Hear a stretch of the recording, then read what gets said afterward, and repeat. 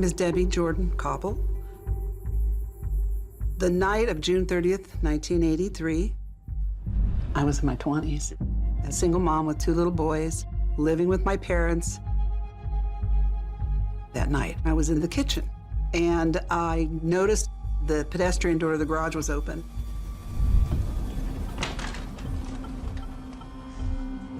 I went out and looked around in the backyard, and I went into the garage, and I felt weird.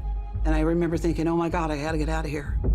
And I ran towards the open pedestrian door, and the minute I hit that door, something hit me. And it was a bright white light that burnt my eyes. I couldn't move, and I felt like my skin was on fire. I started to shake, and the shaking turned into a vibrating. That's when I saw what I thought were children walking around my mom's backyard. But they were gray with no hair and big black eyes. And then I heard a voice say, it was unfortunate that I felt pain. This stuff is real. This stuff is happening, whether you want to believe it or not. He was dressed in black and he had big eyes. And there was this giant light and it covered the whole lake. I can remember being levitated out of the car. I was right about here, and all of a sudden my hands just jerked back. And I was on the UFO just like that. I think people who had the experiences and seen things like I've seen, I think they're an integral part of this entire phenomenon. We get reports every night. I don't know what the hell it is. It's rotating right around it.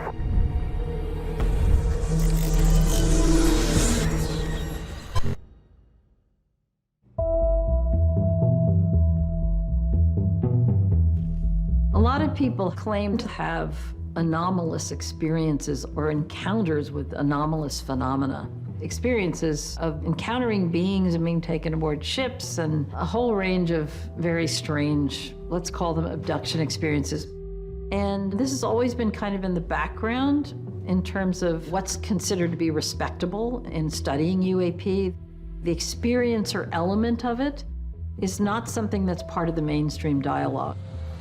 It's not part of what the military talks about or what the government talks about or the scientific community. They're focused on the physicality of these objects. People that say they've been abducted by aliens and taken up on a spaceship or something should bring a piece back. The question has been for a lot of people who do care about that element of it is how to integrate that into the dialogue without scaring people away who might be skeptical.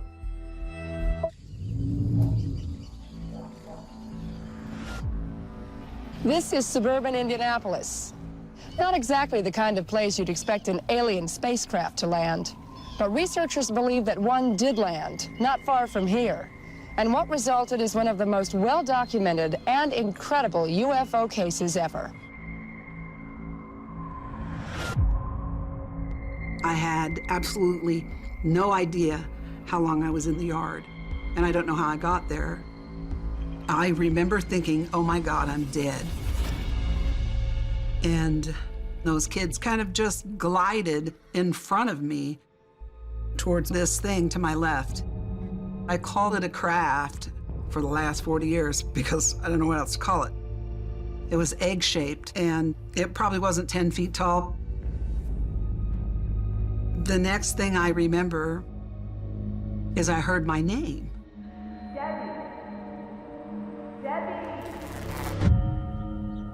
And it was my mom. And she's like, is everything okay? And I said, everything's cool. I went in the house and went to bed. And the next morning when I woke up, my eyes were swelled shut. And I was in incredible pain. None of this made sense.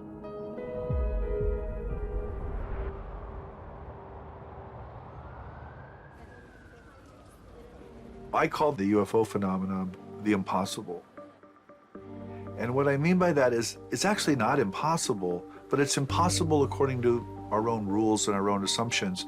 And so I'm interested in things that are happening and don't fit in. My name is Jeff Kripal. I'm a historian of religions at Rice University. I'm an academic. I'm a nerdy professor. And I'm interested in UFOs because I don't understand them. And I don't think anybody else does either. The experience of a UFO puts into question marks everything I believe about the world. And that's what the archives are about. The Archives of the Impossible is a professional archive run by Rice University that collects human experiences that are considered to be impossible, but happen all the time. We have well over 1 million documents, files and papers, all on anomalous phenomena. If you talk to experiencers, their story is going to get really weird really fast. The doctor was an alien. Right, yeah. Until you were impregnated by him. Yes. And who visited? They just randomly picked me, and I woke up while they were doing it. I'm going, what's going on? My room was white.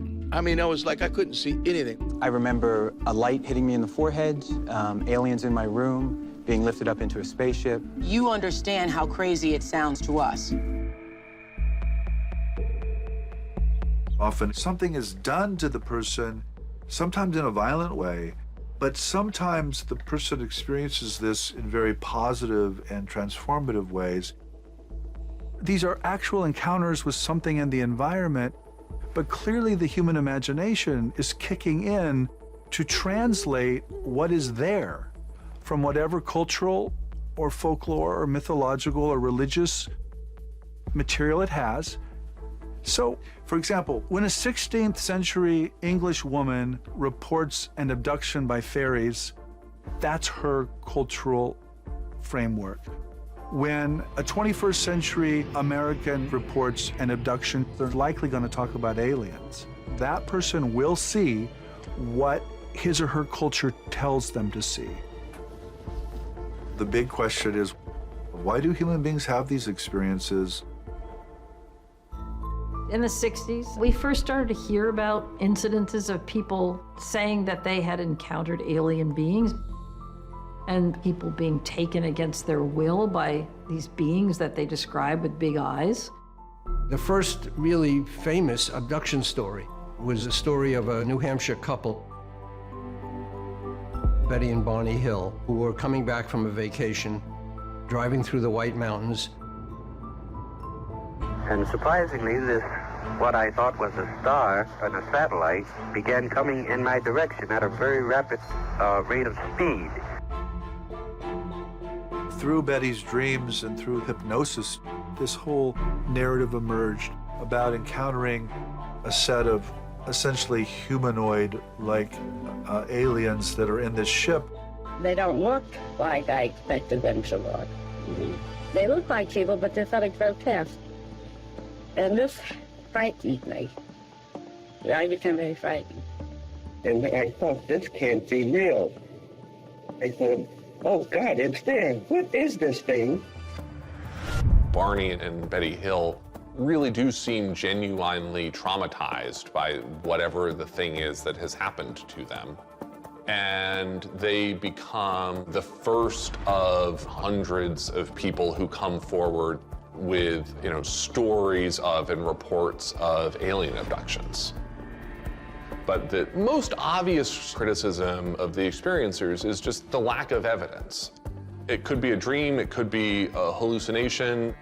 UFO enthusiasts think the Hill case is a classic example of a close encounter. Why? There's no corroborating evidence. For all I know, we may be visited by a different extraterrestrial civilization every second Tuesday.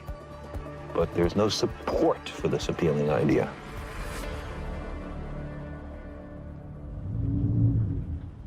After my experience, the next day, the yard had this 8-foot diameter circle. That's where the UFO landed. And there was this long streak that shot off one edge of it. It was about 2 feet wide, like a jet blast burn or something. The soil in this area was rock hard. Definitely it had some type of radioactivity to it. So there was some type of activity that we couldn't identify that had taken place here. And then in the winter, when the snow starts to come, the snow is melting off of this place. It's not melting off the other grass in the yard. What does that? For months after that night, I couldn't really remember much about what happened.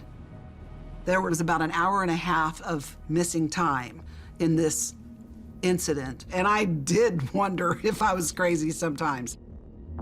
I tried to make sense of it in my own brain so that it would fit in my world. But the panic attacks got really bad, and I think I pretty much had a nervous breakdown. Eventually, I started remembering more things. It was like somebody slapped me in the face and woke me up.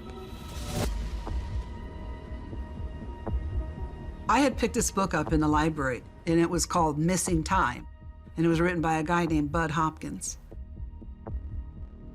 People who have reported these experiences have their memories clouded of what happened, and they can't explain, certainly not initially, what it was that accounted for the lapse of time. So Bud Hopkins put a name on this, Missing Time. And what he did was very unusual. He put his actual address in the back of the book. It drew people to him, sending him letters. I wrote this 14-page letter to Bud Hopkins. I told him about how crazy I felt, and I was just hoping that he could help me make sense of it. Bud called the house. As soon as I heard his voice, I felt better. Hello? Debbie? Yeah. This is Bud Hopkins calling. Oh, hi. A very interesting letter that you wrote, and I'm, just gonna have a few questions to follow up on. Well, I appreciate you taking it. I was frankly very surprised that I didn't think I'd ever hear from anybody else. I don't even know why I'd done it. But. Bud Hopkins is a very important figure in the whole history of UFOs and the alien abduction phenomenon. He was a very fine artist and sculptor who had works in the Museum of Modern Art and other important museums. But he also got very interested in the issue of people who report these encounters with alien presences. I got involved in this whole strange subject by the fact of having a UFO sighting myself in the daytime with a couple of friends in 1964. Well, when people write to me about the possibility of an abduction experience, many letters begin with, "I may be wasting your time. I hope not. There may be nothing to this, but." What you have to do is contact that person, because it's a very interesting possibility. We communicated, Bud and I, and at some point he's like, "I would like for you to come out here to New York." I sold my washer and dryer that I had in storage to get enough money for a bus ticket. I was desperately trying to find reasonable explanations for all this stuff. I could find a lot of people who could tell me what it wasn't, but I couldn't find anybody who could tell me what it was.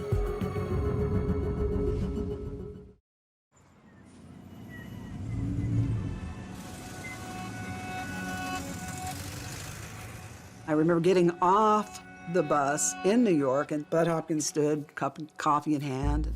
First place he took me to was the psychiatrist's office. I had the EEG on my brain to make sure I didn't have epilepsy. I had the CAT scan, and then there was the psychological testing. At the end of the day, the psychiatrist told Bud, "Now, I can't guarantee you that she saw a UFO or anything else, but I can guarantee you that she believes she did." That was the beginning of a 2 or 3 year long investigation, that he conducted. I'm walking down the street and I'm really confused. What do you see as you walk down the street, Debbie? Hypnosis was mentioned during our conversations prior to me coming. And if I wanted to, I could be hypnotized and see if I could remember more. All my sessions with him are recorded. He had those weird eyes. Yeah. They were big, and they were black, and they were like fluid. They like shimmer. When you're sitting with an experiencer, it's a different feeling. That there has been something traumatic that has happened, but it doesn't feel like it can be explained away through a fantasy, through a dream, from an early childhood trauma.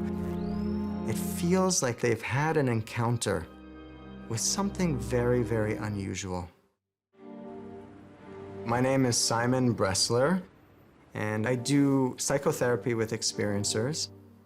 I've had a lifelong interest in non-ordinary experiences or anomalous experiences of consciousness.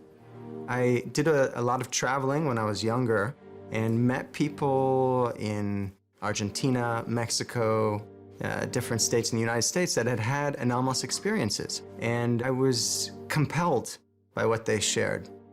They had shared interesting experiences that I didn't know where to put, and yet their earnestness was intriguing to me.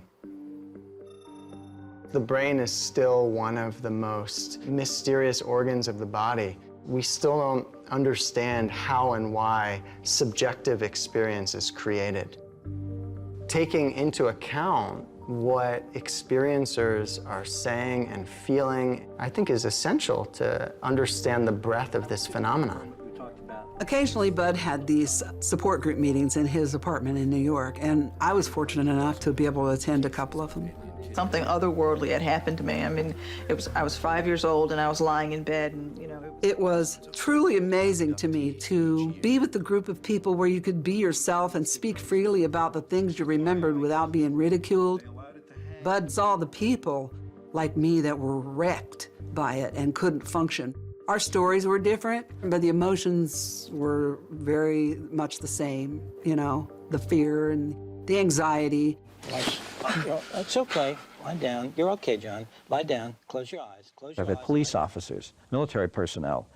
I was dealing with an Army officer of very high security clearance recently who was an abductee. Doctors, nurses, scientists, they are very frightened by what's happened to them. Something I see in a lot of abductions is trauma. I mean that in the sense that people are physically traumatized, or they're sexually traumatized, or they're emotionally traumatized. They have stuck needles up my nose. They have stuck needles in my eyes. You said they did things to you that hurt, such as taking semen at their own will, not at my will. Some individuals put forth that this could be a traumatic memory from an operating room procedure. But with abduction experiences, often they don't occur after an operation. What just happened? Someone came in the room. Uh-huh. I can't move. He's doing something in my nose and I can't move. Bud Hopkins, being an artist, made it very easy for people to say, he doesn't know what he's doing, he's just an artist.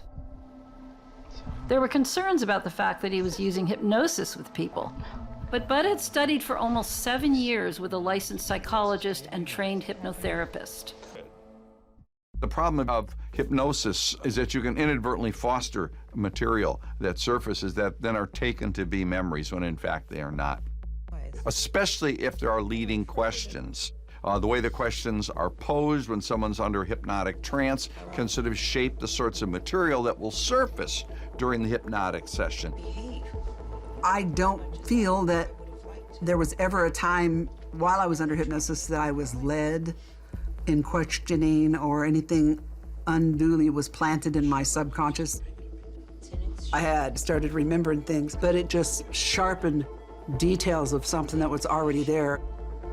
There's a handful of studies that have shown with a trained clinician that hypnosis can be very effective to recovering memories. 3 almost awake, 2, 1 fully awake. In this relaxed state of being, they have access to parts of their mind that they don't typically have access to. After working with Deb for a number of years, Bud Hopkins wrote the book Intruders about Deb Caldwell's case because he thought it was one of the most outstanding cases ever. It's very rare that you'll have a craft that lands and leaves this huge mark on someone's lawn. And it wasn't just what happened to Deb. There was also a neighbor who witnessed a large flash of light around the time of the event. And her mother had seen this large orb of light around the same time as well. Bud approached the entire family and said, I think your case is important, and I would like to write a book about it so that I can share it with the world. Bud Hopkins, an accomplished artist and sculptor, has turned into a UFO investigator. He has written 2 books on the subject, the latest called Intruders. Good morning, everybody. Welcome to AM Chicago. We have a lively group. Look at that 80s hair. When was the very first time you saw a, quote, UFO? People have expressed their skepticism. At the time, I thought it was a Goodyear blimp. Of my case in particular. And it kind of broke my heart. So is it hard then I did work hard to try to find rational explanations for things that happened. And at the end of the day, if people don't want to believe me, I don't care. That's okay. You don't have to. I share my story because I know there are millions, literally millions of people out there who've seen weird things that they can't explain and have doubted themselves, doubted their sanity. And I have come to learn in my old age and my wisdom that life is not what you think it is. Every book that Bud wrote after Intruders drew more people to him, more letters. People sought him out, and they would have these stories to tell him. He says, let me say, when I say there was a UFO over the house, I'm not talking about something that could be mistaken for something else. I'm talking about something the size of at least 2 large cars put together, maybe 100 feet up. Eventually, Bud Hopkins shares this information with a renowned Harvard psychiatrist named John Mack. I first got into this field really without knowing I was getting into it. I had a psychologist colleague who asked me, did I want to meet Bud Hopkins? And I said, who's he? My reaction was that he must be quite mad if he believes such stories. Bud said to Mack, listen, you're the psychiatrist. I mean, you can evaluate this better than me. I talk to these people, but you can see if they're crazy or not. I gave him a box of 20 letters, and I said, here, John, you take this box, and you read these letters, and let me know what you think about what these people are saying. Mack, still very skeptical, took the letters with him, and after he looked at them, said, this is absolutely phenomenally strange. Then John was, as they say, down the rabbit hole. Tonight, a look at aliens. Are they really visiting Earth, or are they just the product of some Earthlings' overexcited imaginations? The topic of alien abductions has gone through stages or decades of popularity. In the 90s, the man who really probably did more than anyone was John Mack. Dr. John Mack. In the crossfire, Dr. John Mack. Dr. John Mack is professor of psychiatry at the Harvard Medical School. John Mack was probably the most famous researcher of abduction experiences, certainly in the U.S. That's what I've been trying to do, is get people at least look at it, think about it.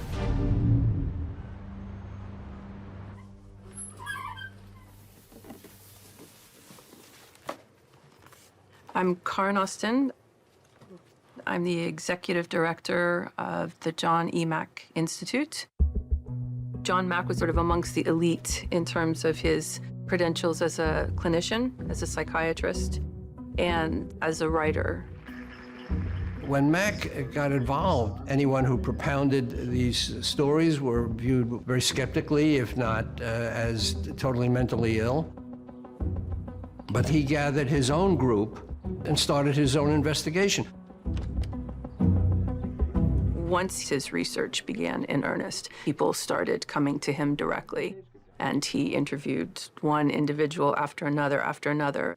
There was testing that was done. He was very wary of using hypnosis. He preferred relaxation techniques. In this tape made 2 years ago by Canada's CBC television, Peter hears one of his own regression sessions for the first time. They're taking me. Where are you? Laying on a table. How old are you? John Mack was interviewing these doctors, lawyers, social workers, blue-collar workers, everybody from all walks of life. I mean, you put me through psychological testing to rule out delusions, to rule out sexual abuse or child abuse or any psychosis or neurosis that the normal psychiatric community would say were the reasons for these memories. Yes, actually, you came out healthier than the average of the population, I want you to know. People who were perfect strangers to each other at the time, telling the same stories over and over and over and over again.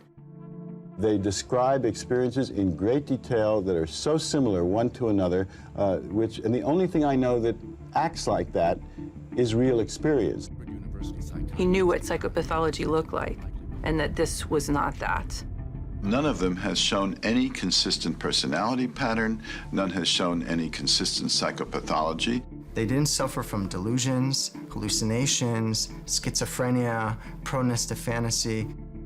John Mack started to deeply question, what if some percentage of people are having encounters with non-human intelligence that aren't fully benign and challenge our sense of reality incredibly deeply?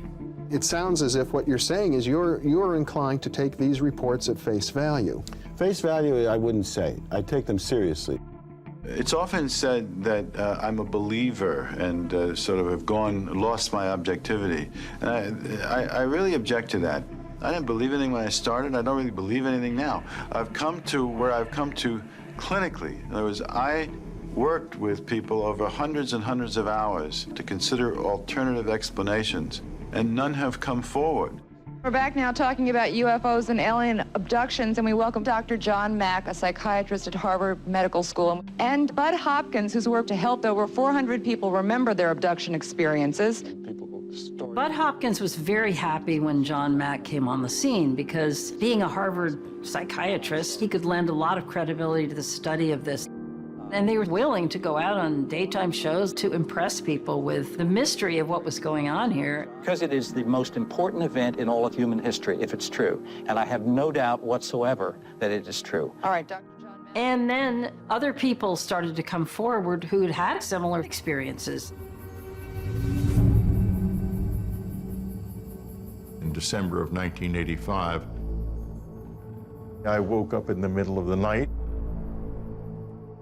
in this little room with these people in it that had these big black eyes. It took me 6 to 8 weeks before I came to understand that it might have been a real and very bizarre experience of some sort. My brother had given me a book, and in the back of the book there was a description of an event like mine that had been researched by a man named Bud Hopkins. So I went to see him. Let's just take the issue. I was very strung out at the time. I was suicidal. I was really struggling. And Bud saved my life by letting me know that I was not alone, that other people had had this experience.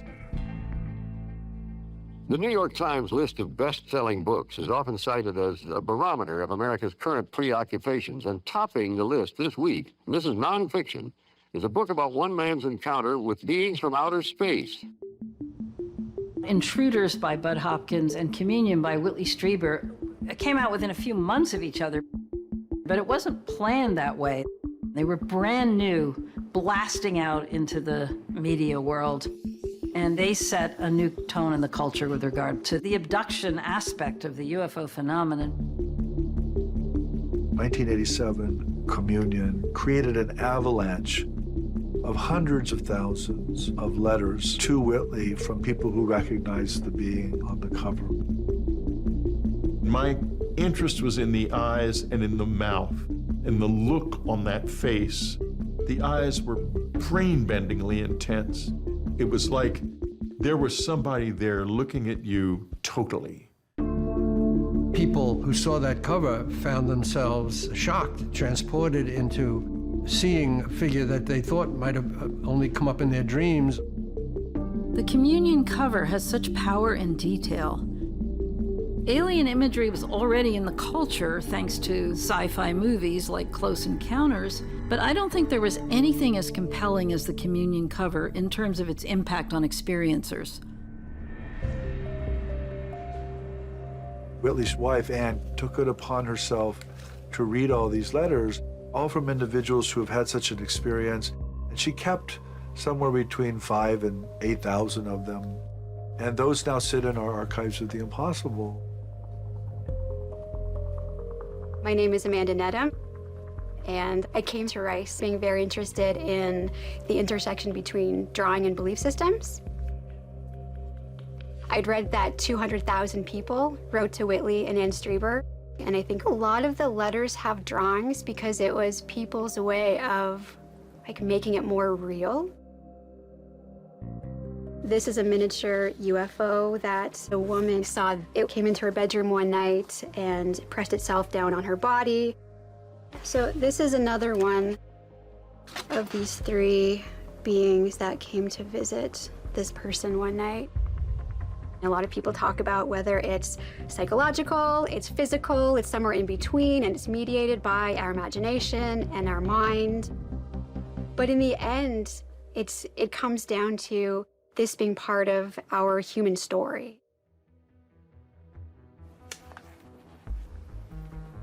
A lot of these experiences are shared. A few years ago, I saw a UFO. Several hundred people also witnessed it. That's one of the falsehoods that people make. They think UFO landings are somehow always private. That's just not true.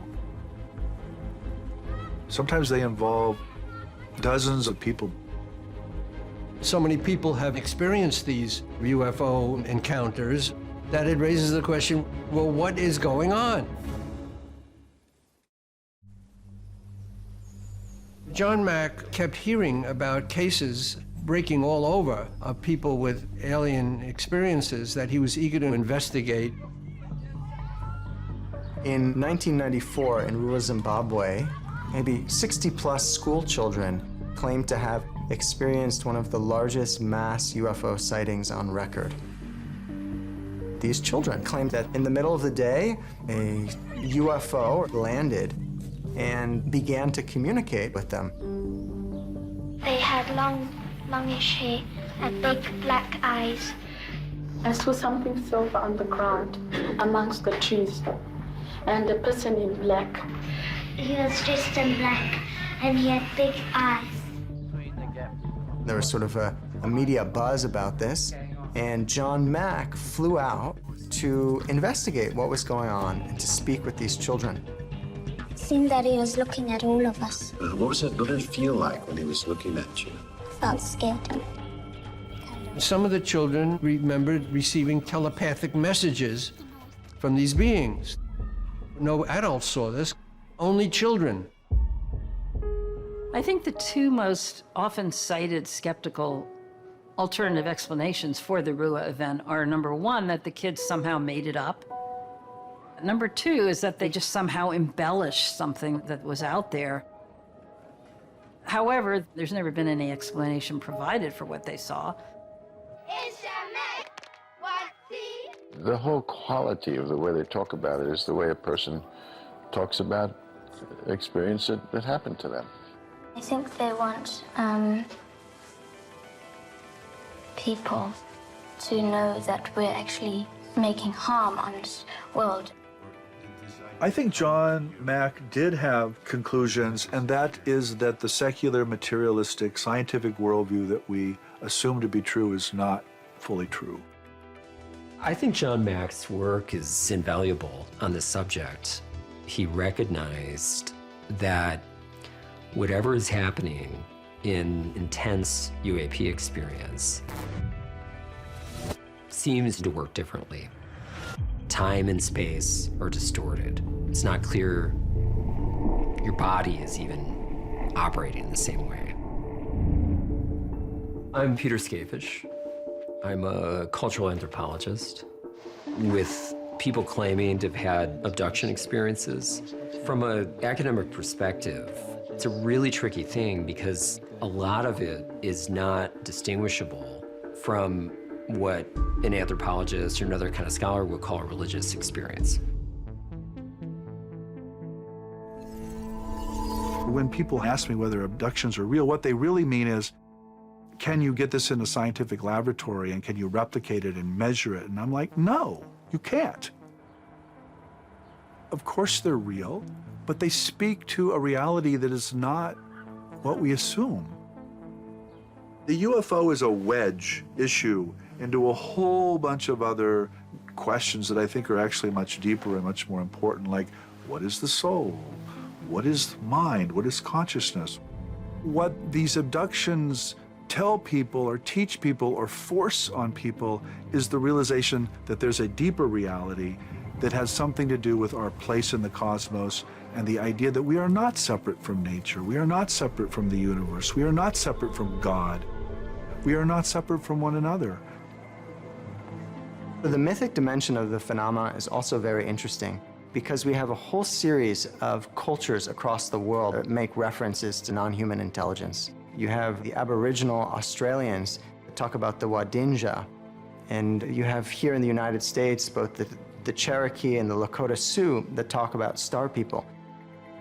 This is why I keep saying something's actually happening, but it's getting fed through whatever the mythological or cultural lens of the people at the time. Fatima is a perfect example of that.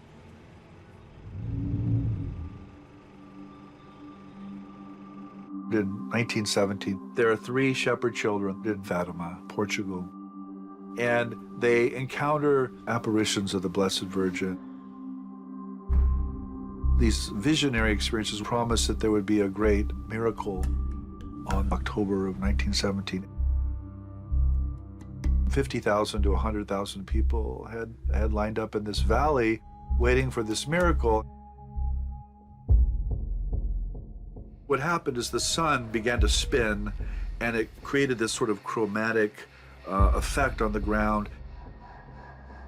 And all these people, they thought it was the end of the world. They report heat, they report colors and light. There's a lot of aspects of this phenomena that look very UFO-like, but it was framed in a way that Portuguese Catholics could accept in 1917. This notion of a glowing woman becomes the Virgin Mary if you're in a Roman Catholic world, but it doesn't become the Virgin Mary if you're not. We want to think that science is one thing and spirit is another. And what this phenomenon invites us to look at is that the split isn't always so neat.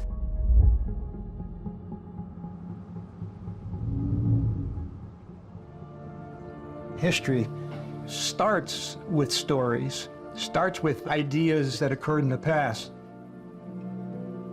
The stories takes us into a certain direction, and it's a search for the truth. September 1st, 1969. Over 40 or 50 phone calls came into the radio station. The calls came in one after another. The phone just didn't stop ringing. Bright lights, strange occurrences in the sky, strange personal experiences, and people who were abducted. As long as I live, I will never forget that evening in 1969.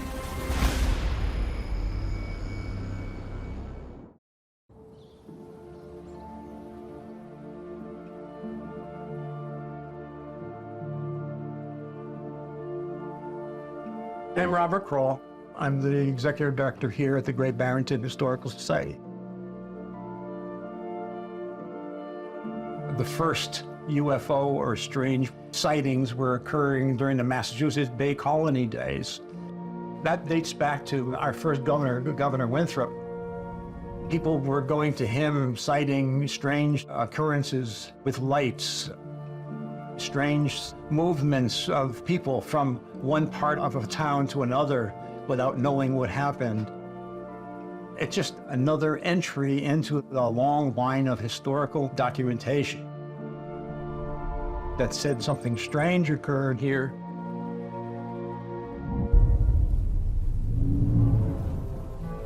The Great Barrington case was particularly interesting because there were so many witnesses to the actual UFO that night. And secondly, the people who were abducted described very similar things, even though they didn't know each other. We started collecting people's reflections of what happened that particular day. These documents are affidavits of what people experienced. It started from one individual who had a sighting in Sheffield, our neighboring community. But then it grew from there. Once the word got out that somebody reported an incident, people started talking about, I experienced something also. At least a dozen people reported some kind of incident that occurred that day. And you start thinking, something did really happen.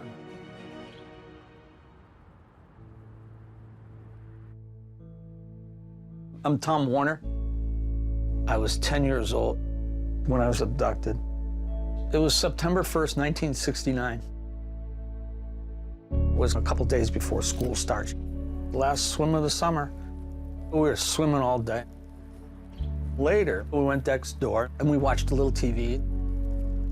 And then we put on music and all of a sudden, I just got a funny feeling. I walked towards this window, which was facing the east. And I heard this telepathic voice saying, "You have to go home." It was a voice I had not heard before.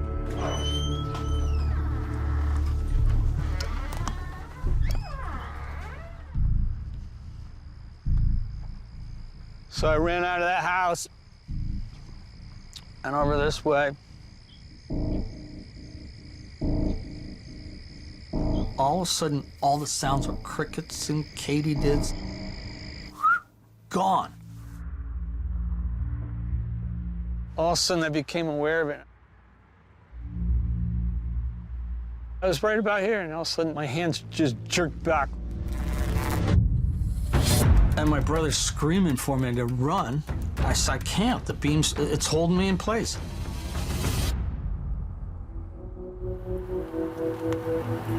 It was Labor Day weekend in 1969. My sister and I had spent the day at the Mahawi Theater. I was 12, she was 14. We were cleaning the theater. It was my first job, her first job. My dad and mom picked my sister and I up, and we drove to Lake Mansfield. All of a sudden, there was this light, huge, huge light coming over, and my dad was like, holy. And there was this giant light, and it covered the whole lake. But what was so amazing about it was that there were all these other colors in the middle of it. And I can't even describe it because they were so bizarre, these colors. These were colors I'd never seen before. And the lights were spinning one way, and then another part of the UFO was going to the other, and then the third was going in the opposite direction. And I remember I put my head down, and I can remember being levitated out of the car. You can't move. When you're being levitated, you just can't move. You can just move your eyes. That's when I ended up on whatever it was. I describe it like if you're swimming underwater and you slowly come up out of water, and all of a sudden you go, like that, when my hands jerk back, and all of a sudden I'm like, I'm on a UFO.